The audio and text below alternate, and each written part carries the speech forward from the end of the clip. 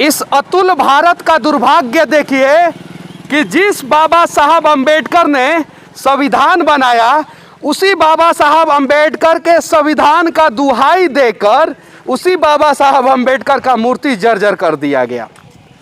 कहीं नहीं तो कहीं इससे बड़ा दुर्भाग्य भारत के संविधान के लिए जो टूटे हुए बाबा साहब अंबेडकर की मूर्ति के हाथ में है, नहीं हो सकता है।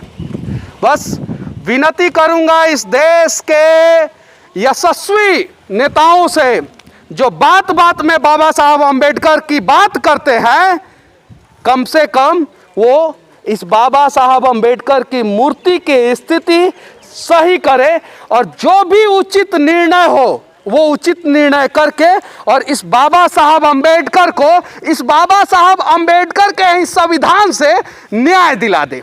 बिहार के मुख्यमंत्री से लेकर इस देश के प्रधानमंत्री सभी कहते हैं कि हम बाबा साहब अंबेडकर का सम्मान करते हैं।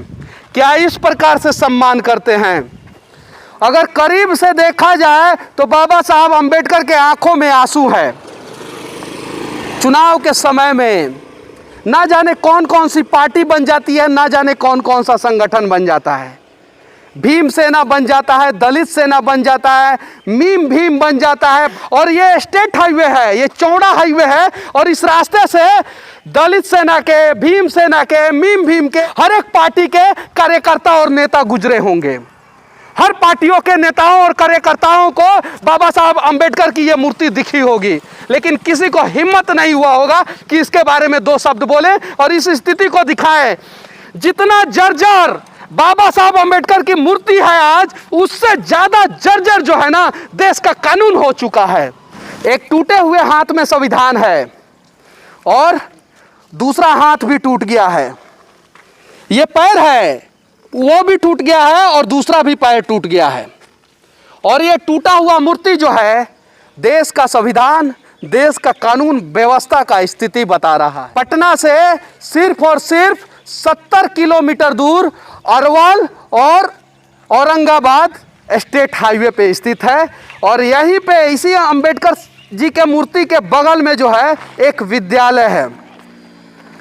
जरा सोचिए, इस प्रकार से बाबा साहब अंबेडकर की मूर्ति कहीं नहीं तो कहीं भारत के राजनीतिक पार्टियों के नेताओं का चरित्र बता रहा है।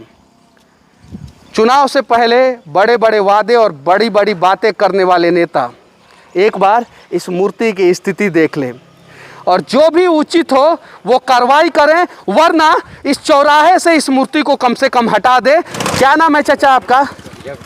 विजय कुमार। इस मूर्ति की स्थिति जो है उसे देख के दुख नहीं होता है आपको? बहुत ज़्यादा दुख है।